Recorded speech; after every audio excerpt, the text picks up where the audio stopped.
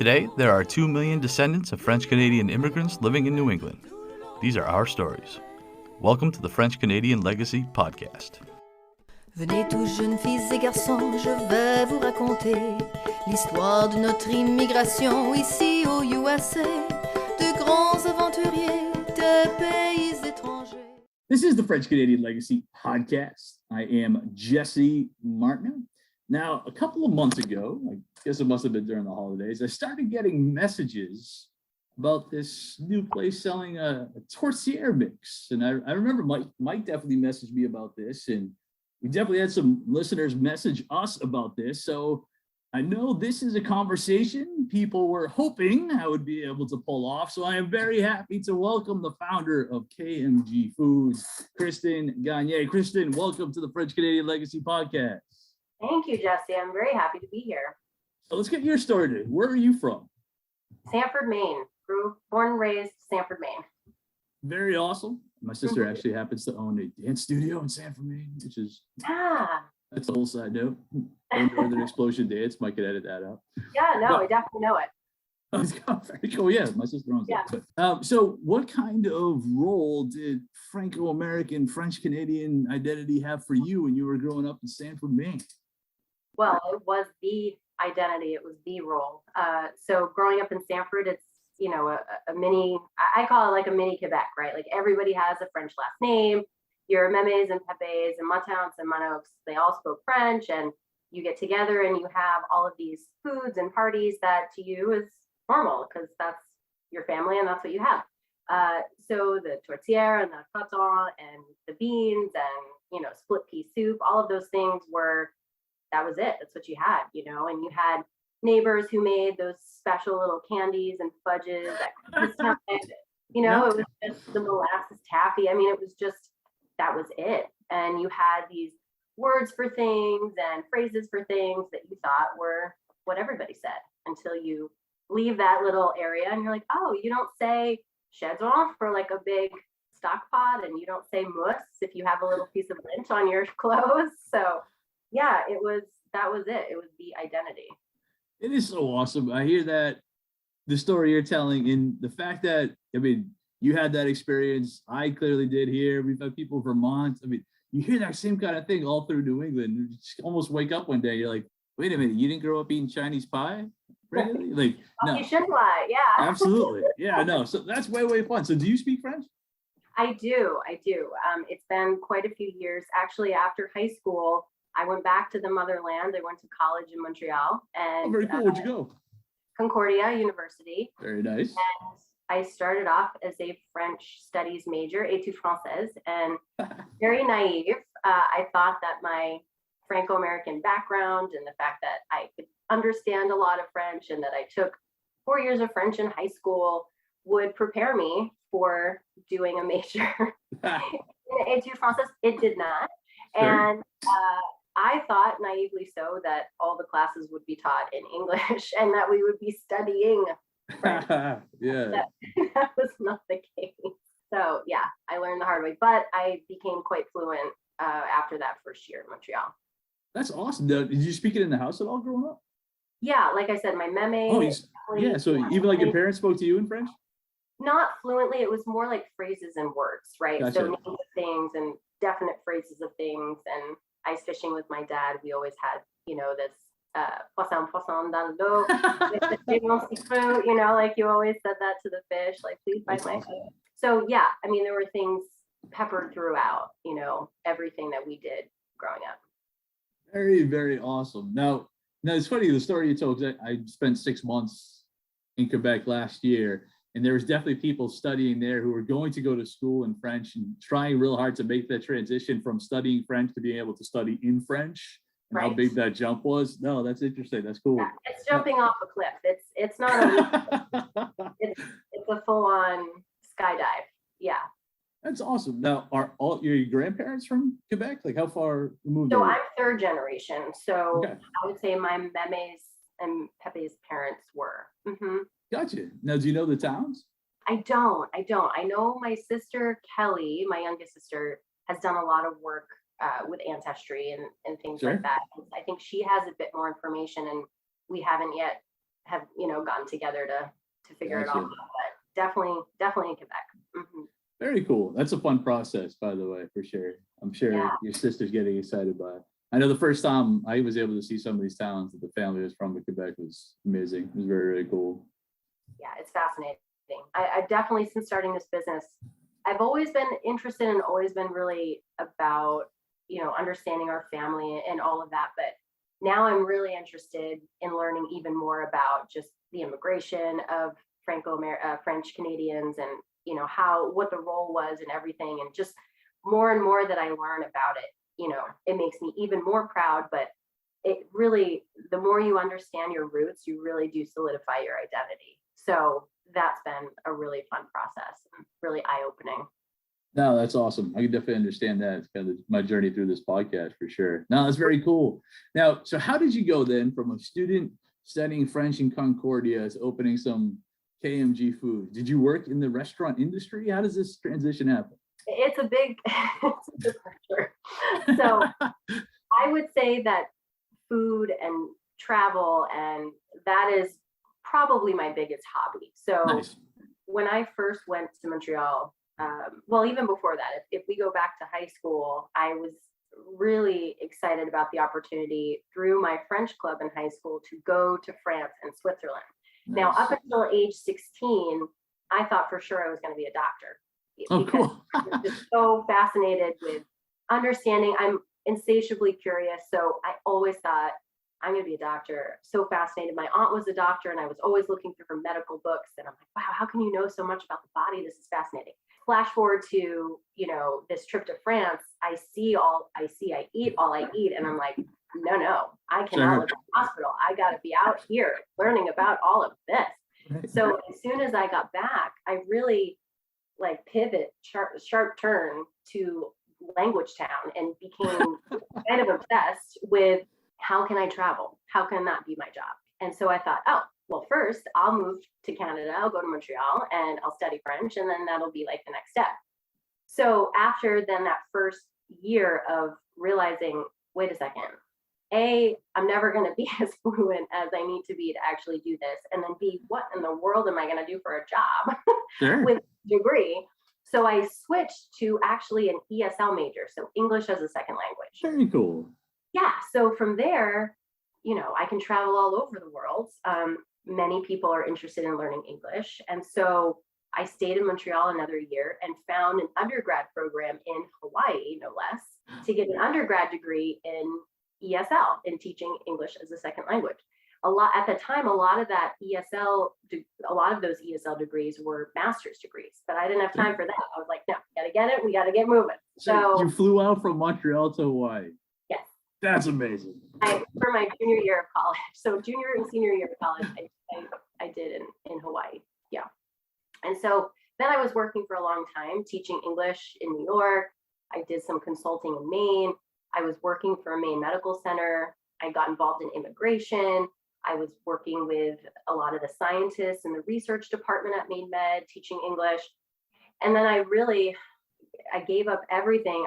By then I had bought my own house. I was living in Portland, Maine. And I said, you know what? I need to get back into ESL hardcore. I got to focus on that. So I sold everything and moved to Singapore. And so I was in Singapore. That's so crazy. I know, it's so nuts. So I was in Singapore teaching there, had the best time, traveled, just so eye-opening, such an amazing experience. And then started actually my first company with a language platform called Web Talks. Now, if anyone else has ever started a business, you're green, you're very naive, you have no idea what you're doing. Absolutely. And this was the case. I really had no idea what was involved in starting a language tech company. So it didn't work out. What were you hoping to do? The idea was it would be a platform to coach international professionals kind of on demand, Gotcha. which was a lot of the work that I was doing with Maine Medical Center is, working on a specific activity or presentation or something that these international scientists were doing, but they didn't have anybody like me that could really address those specific questions or pronunciation of specific things. So I thought, well, if we create this online platform and you have a bunch of language coaches like me, we can get together, you can have, anyway, It didn't work. Sounds cool. Yeah. But it's a great idea, and I still believe in it, and I would love to do it at some point. But that was not the time. So, which is fine. And then quite a few more moves. And, in the meantime, all of the traveling, everything I did was centered around food. I am obsessed with cookbooks and blogs and videos and cooking shows. And I mean, the Julia Childs and the Chickens and, like all of it. I've always loved it. And so, I was that friend, I guess, that people are like, oh, where should I go eat here? Or, what's good over there? And it's just a good friend. Yeah. I mean, it's been really, really fun. And the business came about totally by accident. KMG Foods totally happened by accident. And really it was finding out that my sister, who lives in Virginia, wasn't able to have tourtière, and she didn't want to make it because it takes so long. So I went online thinking I'd be cheeky to find a seasoning mix, and there wasn't one. So I'm like, well, let me take mine and let's see if I can convert it to these dried ingredients. And there we go. No, that's awesome. Very, very cool. All right. So we definitely got to talk about KMG Foods, starting with that exact product that you're talking about there, the pork pie mix. And first of all, I got to say, what got me pretty hyped when I first saw this product was the name you chose for it. Yeah. I think it's probably what my family used for the word, which I don't hear very often at all, but that's always what we called it in our house growing up. We did not call it tourtière. So please tell us about this, because this is awesome. This has been the most interesting part of this specific product is what it's called. Right. So in my family growing up, it's always been Tukkay. And there's really no official spelling of Tukkay, right? It's like, yeah, I didn't know if it had an R in it or not, honestly, when I was I don't know.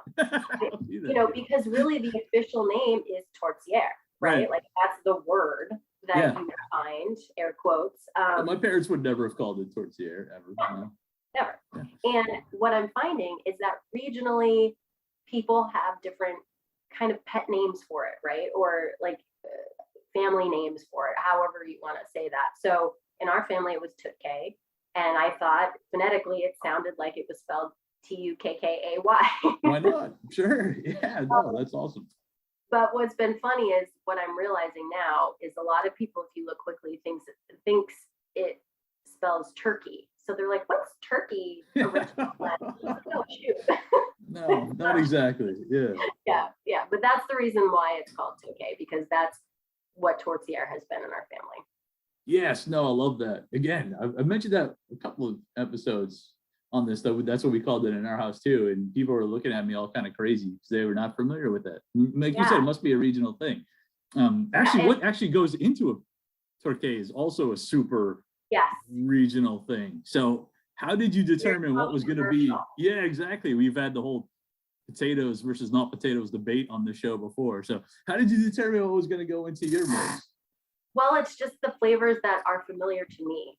There's a phrase that says there are many recipes for tourtière as there are cooks in Quebec, right? So everybody's going to have a little bit of a variation. I mean, the same thing with like American chop suey or shepherd's pie, like everyone has their own little twists and tweaks. Some people use bread as a binder. Some people use oats. Some people use potato. Some people don't use anything. Right.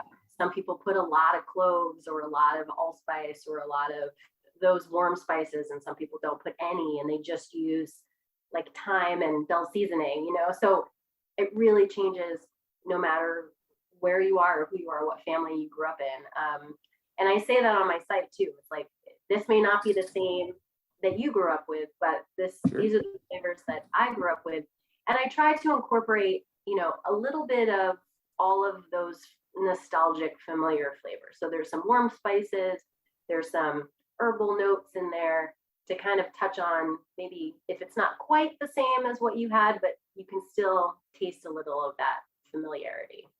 Now, was there like a trial and error period where you try to work out the Yes, was there a trial and there? Officially it's called research and development. Sure, of course. But what it means is that my poor husband had to eat a lot of meat pie.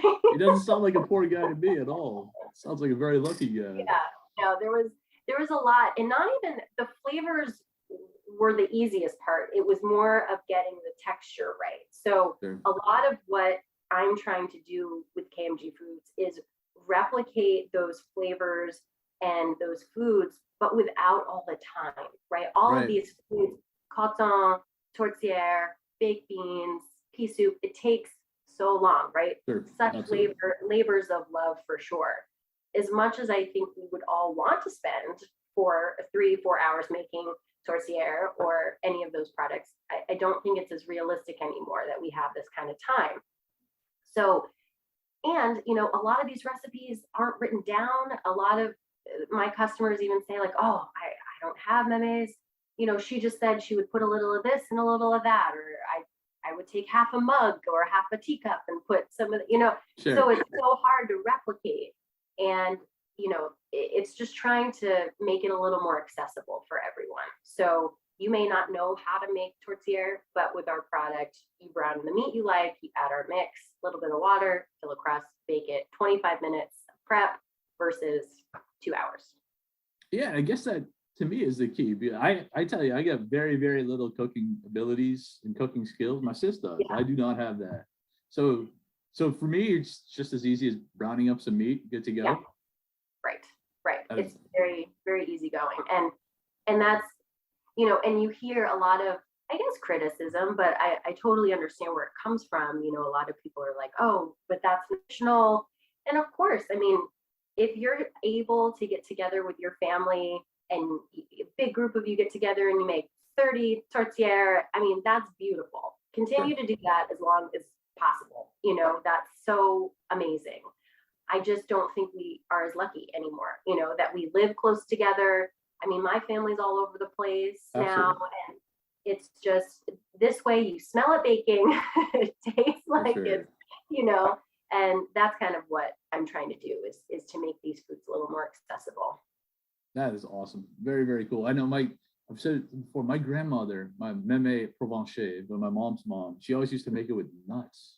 And that's wow. That recipe is unfortunately lost, but that's something just super easy. Like you said, every family has that kind of their own little. Yeah, that's the first one I've heard with nuts. That's interesting. Yeah. Something I've discovered only the past couple of years was that there's a legitimate debate between gravy or ketchup with the tourtière. Which one did you grow up with? It's funny because I think both sides think the other side is completely nuts and never heard of it before. It's weird. It's so funny. We actually grew up with all the condiments. Oh yeah. Okay. Cool. It was kind of like choose your own adventure. So there were the diehard, I don't want any condiment on it. I want it au naturel, just the pie. Then there were the ketchup team. Then there's the mustard team. A lot of people love mustard. It. Mm-hmm. Wow. I mean, mustard is on my gâteau for sure, but not the pork butt. And then a lot of like pickled things or beef. Oh, sure. Or, any of those kind of chutney things are amazing with it. Cranberry sauce. I have a lot of people that like cranberry sauce. Yeah. Very So cool. whenever I post as well about, what team are you on your team, ketchup, I mean, there's some strong feelings. For sure. I know the first time I brought it up to my folks, my parents are like, seriously, people put ketchup on this thing? And I had it because we always had gravy.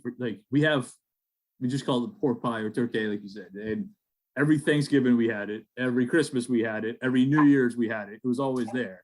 And it was always with gravy. And I was like, yeah, I'm being told some people actually do ketchup with it. And my parents are like, that's weird. That's very, very strange. Yeah, I have some customers who put maple syrup. Oh, I don't doubt that. They put some syrup on everything, I would guess. Yeah. I had the ketchup for the first time when I was in a restaurant actually in Quebec City when I was up there, and I thought it was amazing. I guess that's going to be news to my parents when they hear this episode, because I haven't had the heart to tell them yet. Still thought it was really good. But the way I say it is, as long as I get to have some tourtière, I'm not specific on what's on the side. Yeah. Very cool. Now, a question I do need to ask, I'm thinking about Melody. Now, Melody listens to this podcast, though. Melody Desjardins, she runs our news segment that we do every other week.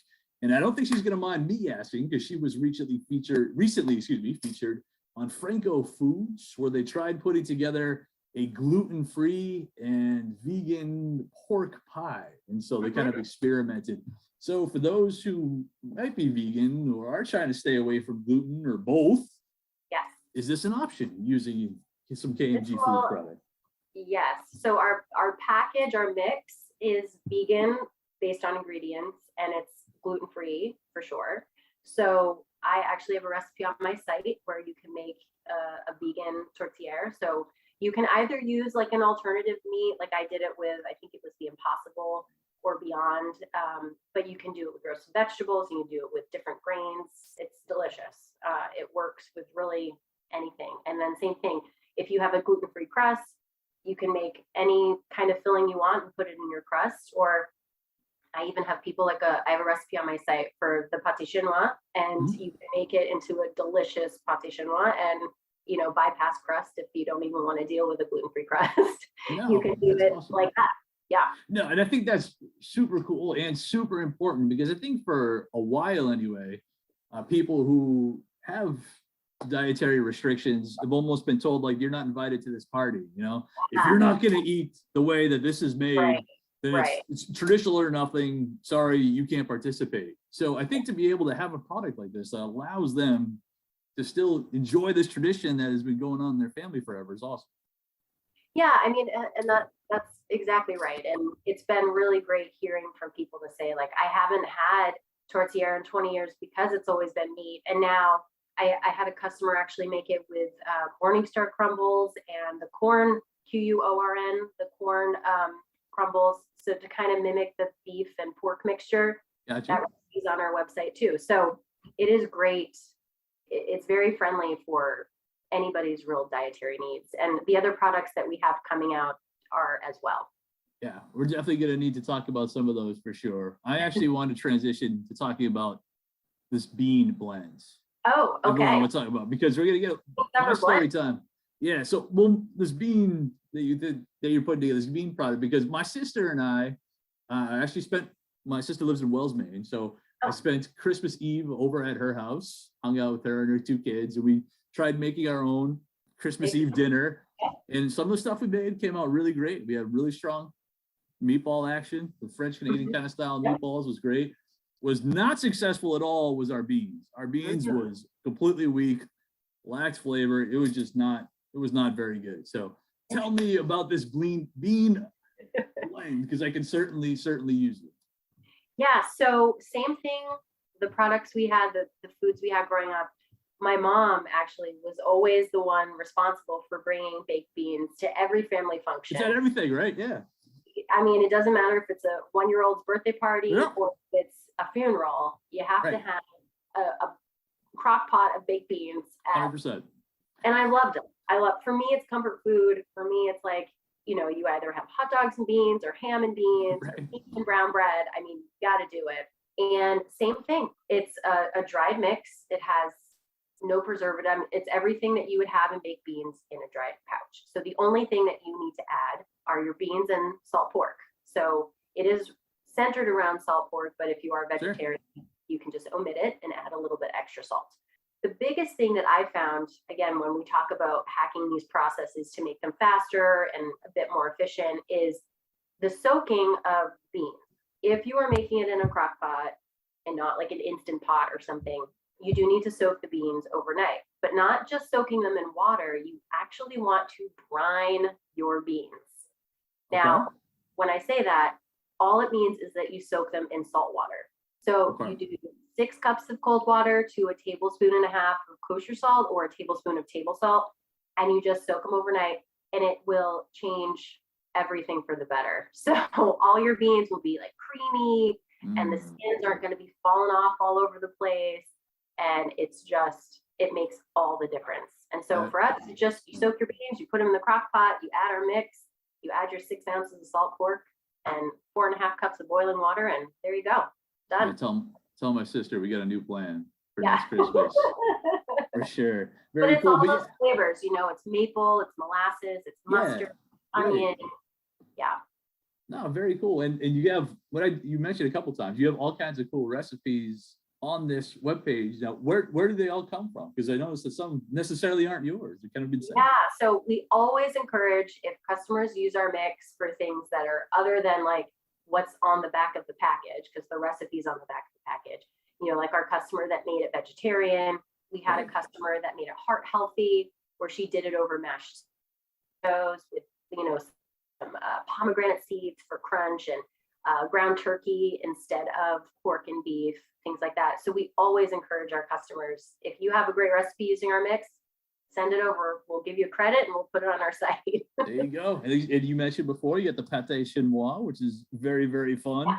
Again, something that it wasn't until I was probably in college that I realized that that's not something everybody in the entire world ate growing up. So no, or they cool. called it shepherd's pie, which for me, not the same. Yeah, for me, it's hamburger, corn, potatoes. There's no gravy. There's no peas and carrots. No, in layers. Yeah. Right, it has to be in the layers. I don't see this layers. I'm disappointed. Yes, no, absolutely. That's actually how my family used to make. So I know people make the salmon pie differently. Yeah. But my family was always layered as well. The salmon and the peas and the potatoes. But very. And now one thing I did say was kind of cool. It reminded me. You guys had like the game meat Tukkay on your webpage, because I think that probably the best thing I had when I was in Quebec, and I had it a couple times, is something I think they called Tourtière Lac Saint Jean, which was absolutely amazing. So it like definitely reminded me. Yeah, that's a whole different animal of tourtière. And I wish that they weren't both called tourtière, because I think it's really misleading. Obviously Tourtière Lac Saint Jean, it has, that extra bit, but they're really like two different things. The Tourtière Lac Saint Jean uses big chunks of meat and a really hearty crust, and you can even put it in like a 13x9, not necessarily just a pie plate. So it's its own delicious animal, no pun intended. Very cool. Something I thought was really, really awesome. Gal gets this mix at Hannaford's. Yeah, which is amazing, because that's a big restaurant chain where I am. That's so cool. Hannaford. Not supermarket chain, not restaurant chain. Supermarket chain here. Yeah, Hannaford was 3 years in the making. It's not easy to get your products. I can imagine, right? And the one thing I have to say, like, I am relentlessly stubborn, and some people think that that's a good thing. Some people don't, but if you're starting a business, I try to think that it's a good thing. So, it's never no, it's just not yet. And very nice. So we got our products in Hannaford. It was all over, Maine, New Hampshire, Vermont, Massachusetts, New York, seasonally. So I don't still in the stores. I think it was just from, November to end of January. Sure. And then it looks like they're going to have us back next year for That's awesome. Year, and I'm hoping that they'll include our new products. The bean supper blend is coming out in a couple weeks, and then I'm doing a coton mix. That's nice. After that, and then exclusive news on your podcast is I'm actually going to come out with a split pea soup mix as well. Very cool. My mom will be hyped about that for sure. She loves split pea soup. Now, how did you pronounce and spell Creton? Because again, I see two very different things that I see here. It's awesome. There's multiple spellings, which again is so difficult for marketing, right? So if you're trying to get a product out there, I have to put all the hashtags for like all the potential spellings for all the potential search terms. Right. So Creton, again, like if you go in the dictionary, it's Creton, Creton's. Gotcha. Then you'll see people call it, I think, Gorton or something. They put a G in it. Right? Gorton, Gorton. Right. Yeah. Yeah, but then you'll also see it spelled Crotons,